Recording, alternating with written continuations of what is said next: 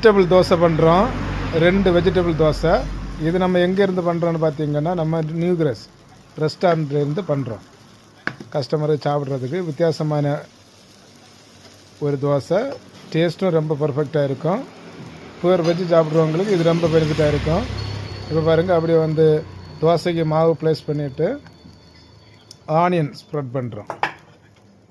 நல்ல சின்ன சின்ன நறுக்கின வெங்காயம், அதுக்கு கூட கேபேஜ், அதாவது முட்டைகோஸ் சின்ன சின்ன நறுக்கினது,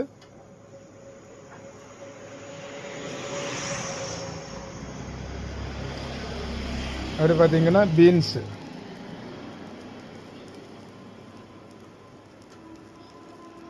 அப்புறம் கேரட்டு, வெங்காயம், பீன்ஸு, கேரட்டு, முட்டைகோஸ்.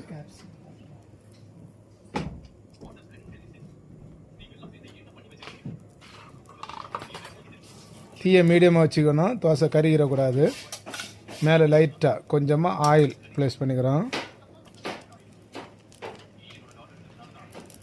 இப்போ பார்த்தீங்கன்னா மேலே மசாலா ஸ்ப்ரெட் பண்ணுறோம். இது வந்து நம்ம வெங்காயம் தக்காளி சாட்டே பண்ணி ரெடி பண்ண மசாலா. வத்தல் பொடி, மல்லிப்பொடி, பெருஞ்சீரக பொடி, மஞ்சள் பொடி எல்லாமே போட்டிருக்குறோம். கரெக்டாக உப்பு வர மாதிரி இந்த மசாலாவை அப்படியே ப்ளேஸ் பண்ணிக்கிறோம். மீடியம் தீயிலே வேக விடுறோம். குடை மிளகா சின்ன சின்னதாக நறுக்கி சேர்த்துக்கிறோம். குடை மிளகா கூட பச்சை மிளகாய் சேர்த்துருக்குறோம். ரவுண்டாக சின்ன சின்னதாக நறுக்கணும். அப்படியே திருப்பி போடுறோம். 2 தோசையும்